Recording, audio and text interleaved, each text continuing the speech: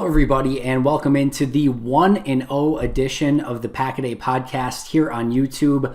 I am incredibly excited to be talking to you guys today about the Packers' victory, how they looked. I'll be breaking it down as much as I can, again, in this 5 to 10 minute episode. If you haven't done so yet, make sure to subscribe. If you're also looking for the long form version, make sure to check out the Pack-A-Day podcast today, wherever you find podcasts. Myself, Perry Goldstein, Alex Strouf have you covered for a wide breadth of topics from yesterday's victory over the Minnesota Vikings as the Packers have moved to 1-0. But today I want to start off by talking about Aaron Rodgers. All offseason, all training camp, we have heard that this is a different Aaron Rodgers, maybe somebody who's having a little bit more fun, wrestling WWE style against Tim Boyle in warm-ups during practices, just kind of joking around, having this smile from ear to ear in his team photo.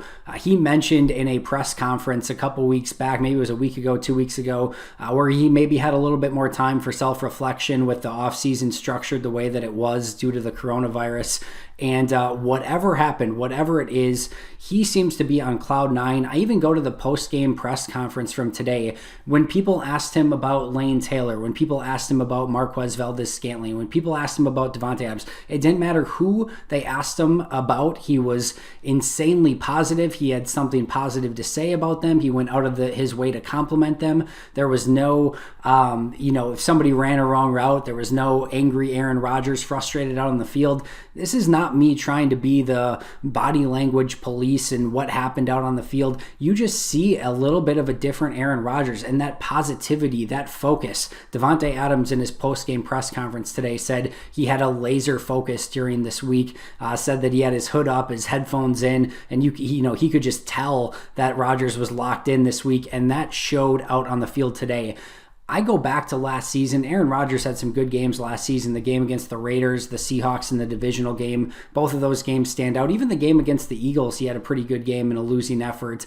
But I looked at this game on Sunday against the Vikings as better than any performance than he had last season. I thought he was vintage Aaron Rodgers. He was seeing all levels of the field. He was an absolute assassin. Even the couple plays, the drops to MVS, over the middle and then the deep ball, I just thought he was insanely accurate throughout the course of the day. He was looking left, middle, right.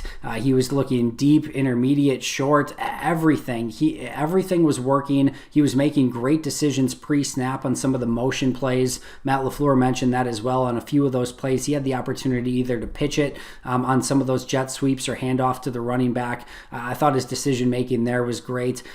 If this is the Aaron Rodgers that we're going to see throughout the course of the season, and I don't want to jump to any conclusions, it's just one game, but if this is the Aaron Rodgers that we see throughout the course of this season, that changes everything. That Aaron Rodgers gives you an automatic ticket into the playoffs. He gives you a puncher's chance no matter what else happens at a Super Bowl. He is that good, and I was so excited about today's performance, and that for me is the 1A biggest takeaway. And again, it was how he used everyone out on the field. The Packers had used every single one of their positional players at wide receiver, running back, fullback, tight end, H-back, however you want to define them. They used every single one of those players by the middle of the second quarter, and all but A.J. Dillon in the first quarter. And Rodgers was able to spread the ball out to all of them. Again, he was making the pre-snap reads. His post-snap, he was fantastic. And the biggest takeaway for me is that he was doing it within the structure and the scheme of Matt LaFleur's offense, which is really the next thing that I want to jump into, and that was the play calling, the design of the offense today. What we saw today was Matt LaFleur's offense. The illusion of complexity, the packages, the tight, compact formations, the spread out formations, a little bit of everything, and almost all of it worked. There were a couple snafus with the red zone offense a little bit early, in the game that I'm sure will be a focus of the offense in Matt LaFleur this week. They had the tempo issues with, using a couple of the timeouts when they didn't want to use them. The screen game was a little bit rusty, but those are all, picking nits at this point in time. I thought the offense looked fantastic. It's tough to argue with 40 plus points, 500 plus yards, a ridiculous time of possession. They completely went into Minnesota in a game on the road against a division opponent where they were underdogs, and they dominated that game from an offensive perspective, and give a ton of credit to Matt LaFleur, Aaron Rodgers, and that entire offense. Of course, you can't talk about a game without talking about the injuries that it cost you throughout the course of that game. Kenny Clark, Lane Taylor, Lucas Patrick, the three big names on that injury report. We'll talk about Kenny Clark first. That is a player that Green Bay can ill afford to lose for any period of time. And I've said that going back to all the way to last season. I shudder to think what that defensive line and that run defense would look like without Kenny Clark. It already looks suspect with one of the best defensive tackles in the league in Kenny Clark in the middle of that defense. You take him away and you're looking perilously thin in the middle of that defensive line. I have a feeling you could see Dalen Mack or Willington Prevalon up this week, even if Kenny Clark is healthy, just to give them a little bit more depth there. They only had 3 guys left on the line when Kenny Clark went out injured. So that's 1A to look at this week on the injury report. Lane Taylor, Pro Football Doc, after the game said he thinks that Lane Taylor suffered an ACL. Really hope he's wrong. That's not confirmed. That's no league insider news. That's nothing from the locker room. That's just Pro Football Doc looking at the tape, seeing what he saw and predicting what he thinks it is based on the TV tape. He thinks it's a torn ACL. Would be a brutal blow for Lane Taylor, who fought all the way back from injury to get back to the point, was playing great at right guard both in camp and I thought in the game today as well. Hopefully he can bounce back and somehow be okay, but it doesn't look promising.